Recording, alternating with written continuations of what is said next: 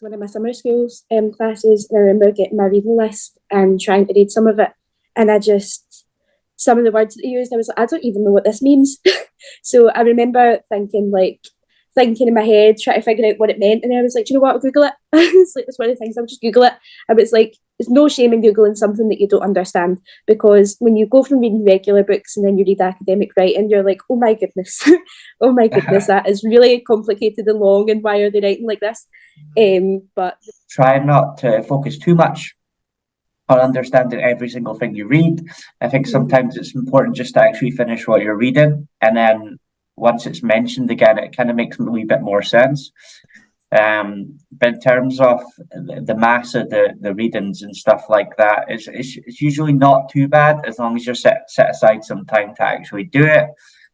Like Prep for HE says, find a quiet space, set a timer, limit distractions, and just focus on the task at hand.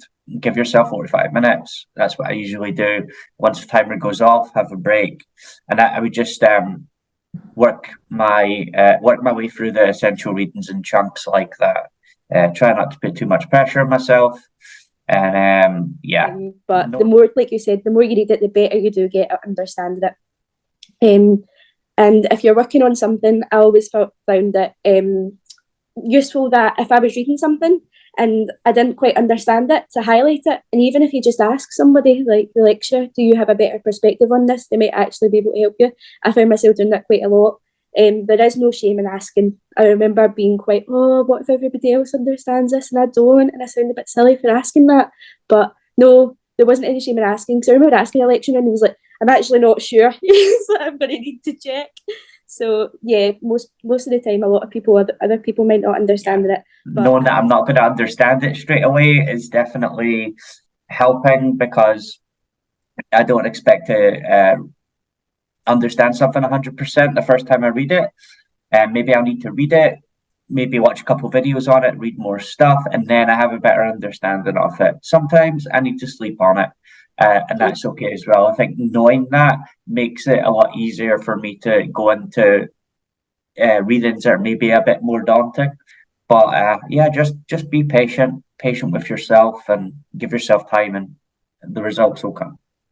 Yeah, definitely. Highlight things you don't understand, highlight things you do understand that could be useful, and don't be afraid to Google words that you don't understand, because they don't expect you to be a scientist already. That's what you're going to get the degree for. So eventually, hopefully one day you can write to the same standard, but it is daunting. It can be. It comes super gradually as well. Like given a paper to read, there's no way you're going to understand everything that's in that paper. That's why I was saying kind of stick with it says in the Prep for HE, you'll read your introductions, read the results, the conclusions and stuff like that. Because if I'm being honest, reading the whole paper, I'm not going to understand a lot of the academic text that's in it without Googling every second or third word sometimes. And even at that, I might not understand kind of the context. I think it's good to have a brief, kind of an outlining understanding of it. And as you progress, you'll get more of the full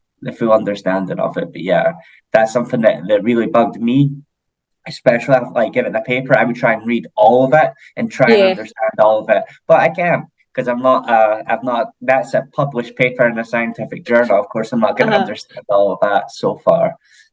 So yeah, I have to pace myself and understand what I can, and I go from there. But yeah, it's definitely a adjustment from reading kind of your everyday stuff to go into an academic journal.